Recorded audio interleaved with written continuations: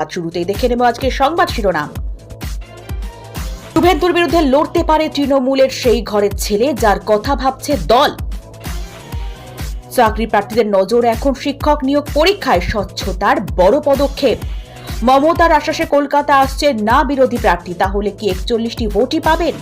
ক্যানিংয়ে গণপিটুনিতে মৃত্যু, বিধায়কের বিরুদ্ধে মুখ খুললেন তৃণমূল নেতা। এক আসন হলেও বেশি লড়ব, বিহারে ছোট ভাই বিজেপিকে শর্ত দিল জেডিইউ। মতুয়া ভোটে থাবা বসাচ্ছে কংগ্রেস। মন্ত্রীর হাতে হাত করা নিয়োগ দুর্নীতির জালে ধরা দিলেন চন্দ্রনাথ সিনহা। 2026 বিধানসভা ভোটের আগে অধিকারী গড়ে মরিয়া শাসক দল। মিঠুনের বিরুদ্ধে কুণালের মাস্টার স্ট্রোক, 100 কোটির মামলায় পাল্টা চাল তৃণমূল নেতার। চোর সন্দেহে মার মৃত্যু যুবকের, মৃতের পরিবারকে চাকরি দেওয়ার আশ্বাস।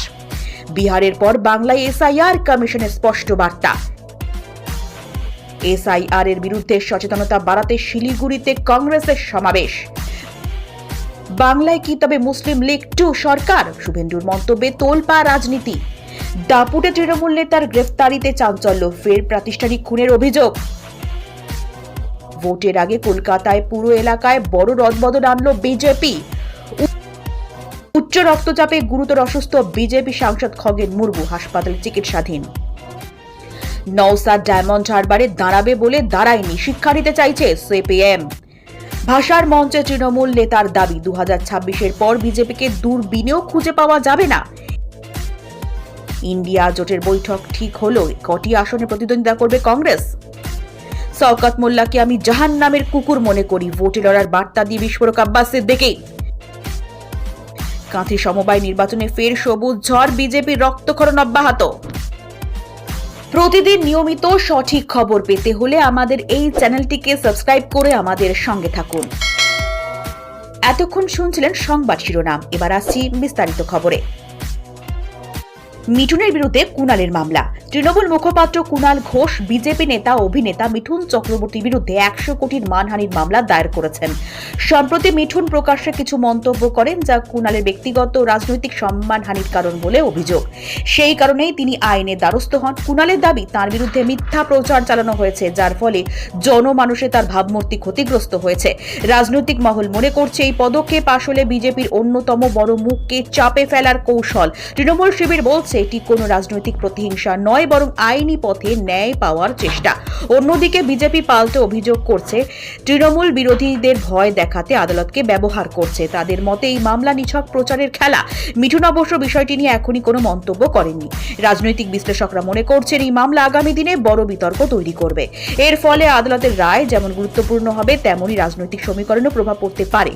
কুণালের এই পদক্ষেপ অনেকের কাছে মাস্টার স্ট্রোক মনে হলেও চূড়ান্ত ফল কি দাঁড়ায় সেটাই এখন দেখার। বিহারে চালু হওয়া এসআইআর নিয়ে বাংলাতেও তা কার্যকর করা হবে কিনা তা নিয়ে সম্প্রতি রাজনৈতিক মহলে জোর আলোচনা শুরু হয়েছে। বিরোধীরা দাবি করছিল ভোটে কারচুপি ঠেকাতে ও ভোটারদের পরিচয় সঠিকভাবে যাচাই করতেই ব্যবস্থার প্রয়োজন। তাদের মতে বাংলায় বারবার সন্ত্রাস ও ভোটে অনিয়মের অভিযোগ ওঠে, তাই বিহারের মতো উদ্যোগ বাংলাতেও জরুরি। তবে নির্বাচন কমিশন পরিষ্কার জানিয়ে দিয়েছে, বাংলায় এই মুহূর্তে এসআইআর চালু করার কোনো পরিকল্পনা নেই। কমিশনের যুক্তি, প্রতিটি রাজ্যের রাজনৈতিক পরিস্থিতি ভিন্ন। বিহারের অভিজ্ঞতা বাংলায় প্রযোজ্য নাও হতে পারে। শাসক দল তৃণমূল এই সিদ্ধান্তকে স্বাগত জানিয়েছে। তাদের মতে বাংলায় নির্বাচন সবসময় সুষ্ঠুভাবেই হয়েছে। বিরোধীরা অবশ্য বলছে কমিশন আসলে শাসক দলের চাপে পড়েই এই সিদ্ধান্ত নিয়েছে। রাজনৈতিক বিশ্লেষকরা মনে করছেন কমিশনের এই বক্তব্যে নতুন করে বিতর্ক থেমে গেলেও ভবিষ্যতে প্রয়োজনে বাংলায়ও এই ধরনের পদক্ষেপ আনা হতে পারে। তবে আপাতত এসআইআর চালুর সম্ভাবনা কার্যত নেই। শুভেন্দুর বিস্ফোরক মন্তব্যে বিতর্ক। বিজেপি নেতা শুভেন্দু অধিকারী সাম্প্রতিক এক সভায় বিস্ফোরক মন্তব্য করেছেন। তার দাবি, বাংলায় বর্তমানে যে সরকার চলছে তা কার্যত মুসলিম লীগ 2 এর মতো। তিনি অভিযোগ করেছেন তৃণমূল সংখ্যালঘু ভোট ব্যাংককে পুঁজি করেই ক্ষমতায় টিকে আছে এবং উন্নয়নের কোনো কাজ করছে না। এই মন্তব্য ঘিরে রাজ্যে প্রবল রাজনৈতিক তর্ক বিতর্ক শুরু হয়েছে। তৃণমূলের পক্ষ থেকে জানানো হয়েছে বিজেপি আসলে ধর্মকে হাতিয়ার করে মানুষকে বিভক্ত করতে চাইছে। তাদের দাবি, সংখ্যালঘু ও সংখ্যা সংখ্যাগরিষ্ঠ সব মানুষই তৃণমূল সরকারের উন্নয়নের সুফল পাচ্ছেন। রাজনৈতিক মহল মনে করছে শুভেন্দুর এই বক্তব্য কৌশলগত, কারণ সামনের নির্বাচন ঘিরে বিজেপি চায় সংখ্যালঘু বনাম সংখ্যাগরিষ্ঠ ইস্যুকে সামনে আনতে। সাধারণ মানুষের ওপর এর প্রভাব কেমন পড়বে সেটাই এখন প্রশ্ন। বিশেষজ্ঞদের মতে এই ধরনের মন্তব্য রাজনীতিকে আরো উত্তপ্ত করবে। তৃণমূল যদিও এটিকে গুরুত্ব দিতে চাইছে না, কিন্তু বাস্তবে শাসক বিরোধী সংঘাত আরও তীব্র হতে চলেছে। তৃণমূল নেতার গ্রেফতারি ও চাঞ্চল্য। রাজ্যের এক দাপুটে তৃণমূল নেতাকে গ্রেফতার করেছে তদন্তকারী সংস্থা। তার বিরুদ্ধে অভিযোগ গুরুতর। প্রাতিষ্ঠানিক খুনসহ একাধিক অপরাধে জড়িত থাকার অভিযোগ রয়েছে তার বিরুদ্ধে। বহুদিন ধরেই তার নাম নানা মামলায় ঘুরছিল। অভিযোগ, রাজনৈতিক প্রভাব খাটিয়ে তিনি আইনের হাত থেকে রেহাই পেয়ে আসছিলেন। এলাকায় তার দাপট এতটাই ছিল যে সাধারণ মানুষ মুখ খুলতে সাহস পেতেন না। তবে তদন্তকারীরা দীর্ঘ সময় ধরে তথ্য সংগ্রহের পর প্রমাণ হাতে পেয়ে গ্রেফতারি অভিযান চালায়। গ্রেফতারির খবর ছড়াতে এলাকায় চাঞ্চল্য ছড়ায়। বিরোধীরা তীব্র আক্রমণ শানিয়েছে। তাদের দাবি, শাসক দলের আশ্রয় প্রশ্রয় এতদিন তিনি অপরাধ চালিয়ে গিয়েছেন। তৃণমূল অবশ্য বলছে, দোষী প্রমাণিত হলে শাস্তি হবেই, আইনকে কোনো রেহাই দেওয়া যাবে না। রাজনৈতিক মহলে অনেকেই মনে করছেন এই ঘটনা তৃণমূলের ভাবমূর্তিকে বড় ধাক্কা দেবে। যদিও দল প্রকাশ্যে তা মানতে নারাজ। সাধারণ মানুষও প্রশ্ন তুলছেন, এতদিন কেন আইন নীরব ছিল? সামনের ভোটের আগে এই ঘটনা বিরোধীদের হাতে বড় অস্ত্র হয়ে উঠতে পারে। সিপিএম এবার নির্বাচনী কৌশল নিয়ে নতুনভাবে ভাবতে শুরু করেছে। অতীতে জোট গঠনে ভুল সিদ্ধান্তের কারণে ক্ষতির মুখে পড়তে হয়েছিল তাদের। নওশাদ সিদ্দিকের প্রসঙ্গ টেনে বলা হয়েছে, ডায়মন্ড হারবারে লড়ার সুযোগ থাকলেও শেষ পর্যন্ত তা হয়নি। এর ফলে বিরোধী ভোট ভেঙে গিয়ে তৃণমূল লাভবান হয়েছে। এবারে সিপিএম চাইছে অতীত থেকে শিক্ষা নিয়ে আরও বাস্তববাদী সিদ্ধান্ত নিতে। তাদের বক্তব্য, জোট মানে সমঝোতা, কেউ এককভাবে সব আসনে লড়াই করলে লাভ হবে না। বিশেষ করে বিজেপি তৃণমূলের মতো দুই শক্তিশালী দলের বিরুদ্ধে টিকে থাকতে হলে বিরোধীদের একত্রিত হওয়া ছাড়া উপায় নেই। সিপিএম নেতৃত্ব জানাচ্ছে তারা এবার আর আবেগ নয়, বাস্তব পরিস্থিতির উপর নির্ভর করবে। রাজনৈতিক মহল মনে করছে এটি আসলে বামেদের পুনরুজ্জীবনের প্রচেষ্টা। যদিও তাদের শক্তি অনেকটাই ক্ষয় হয়েছে, তবুও সঠিক সমঝোতা হলে বিরোধীদের শক্তি বাড়বে। সামনে নির্বাচনে এই নতুন কৌশল কার্যত কতটা কার্যকর হয় সেটাই এখন দেখার। ভাষার মঞ্চ থেকে তৃণমূলের এক নেতা দাবি করছেন, 2026 সালের পর বাংলায় বিজেপিকে দূরবীন দিয়েও খুঁজে পাওয়া যাবে না। তার কথা স্পষ্ট, শাসক দল তাদের সংগঠন এবং জনপ্রিয়তা নিয়ে আত্মবিশ্বাসী। তিনি বলেন, মানুষের সমর্থন তৃণমূলের সঙ্গেই রয়েছে এবং ভবিষ্যতেও থাকবে। বিজেপি অবশ্য পাল্টা কটাক্ষ করেছে। তাদের বক্তব্য, দুর্নীতি, অরাজকতা এবং দুর্বৃত্ত রাজনীতিতে মানুষ অতিষ্ঠ। সাধারণ ভোটার এবার পরিবর্তন চাইছে। রাজনৈতিক মহলে আলোচনা শুরু হয়েছে। এই ধরনের মন্তব্য শাসক দলের আত্মবিশ্বাস প্রদর্শনের পাশাপাশি বিরোধীদের উস্কেও দিচ্ছে। বিশেষজ্ঞরা মনে করছেন, নির্বাচনের আগে এমন বক্তব্য রাজনৈতিক উত্তেজনা বাড়াবে।